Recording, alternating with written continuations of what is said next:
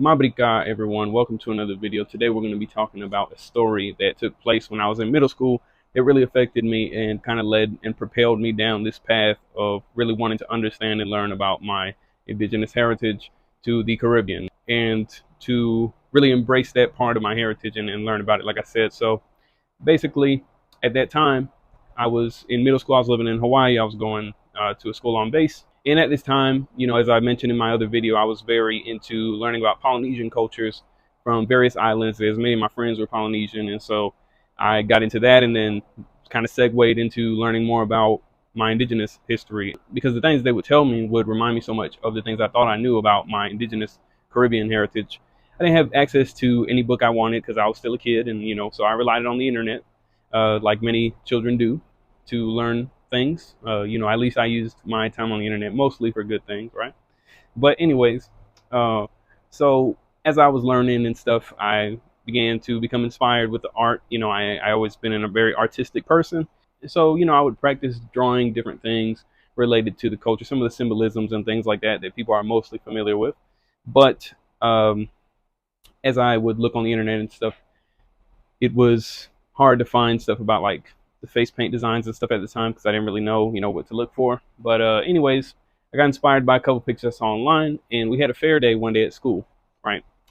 And so we had a fair day. I was in seventh grade, and there was a face paint station. Now, a face paint station, this was an opportunity for me, right, to showcase something I thought was cool, right? And so I got in line, and I got into the front and I told the lady, I showed her what I wanted on my phone was a picture that I found on the internet. I don't know, maybe if I find it, I'll put it right here. But essentially, this is the picture that inspired me to get a sort of design on my face that I got. And pretty much as soon as I left that room and went out into the general pop of middle school, I, as you can imagine, just got completely and utterly destroyed. Everybody was laughing at me, and obviously at this point I don't have a grudge on that, or I'm not like negatively impacted by this experience anymore. But at the time, obviously, it really hurt my feelings because I thought it was something super cool, and I was really happy about it initially. And then as soon as everybody started laughing at me about it, I became very ashamed, very embarrassed, and it was difficult for me to feel. I felt ashamed. Essentially, I felt ashamed, and I was a kid, so obviously, that had a greater effect than it should have. Especially if I was an adult, right? But regardless, I felt very ashamed. I was like, thinking in my head, like, oh, like I don't ever want to represent this. I don't ever want to be laughed at about this again. I don't ever want to, I felt very discouraged about everything having to do with representing my indigenous heritage. We got to class, and it was my Hawaiian history teacher.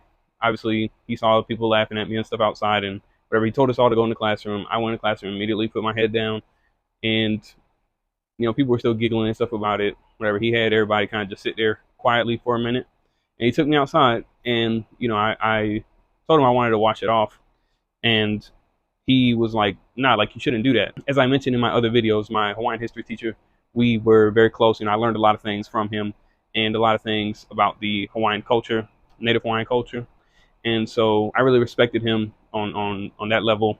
And so it meant a lot to me when he told me, like, you have to represent, be proud of what you're representing. And he told me to leave it on, to be proud of what I represent, to essentially continue in my efforts to want to learn about my culture and stuff like that.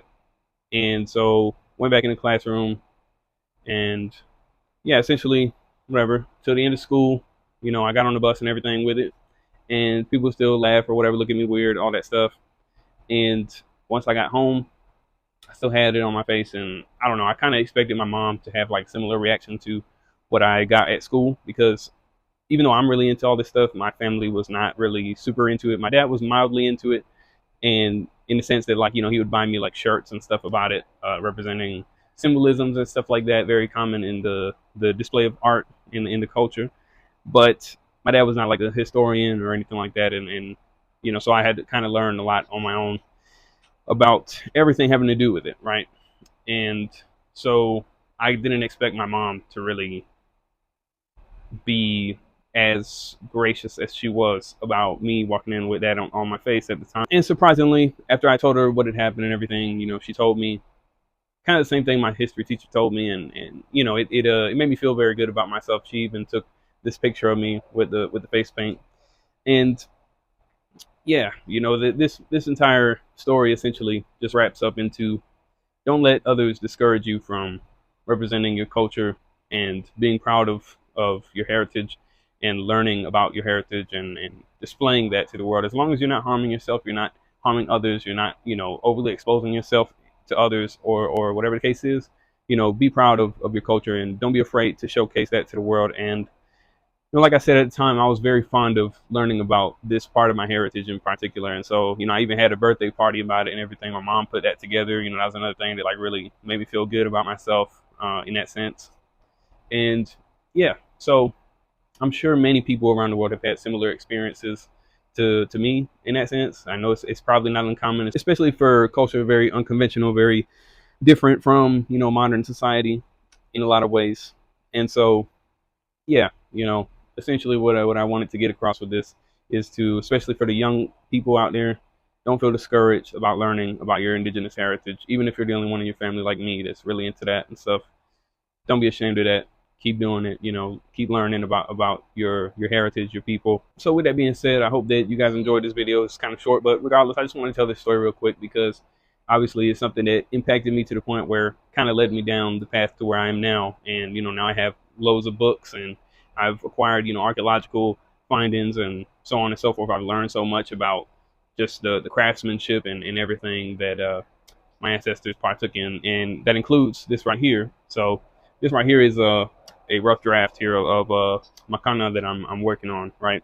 If you guys have seen my short about this, this made of guayacan. It's very hard wood. Now I didn't exclusively make it out of guayacan, but I wanted to.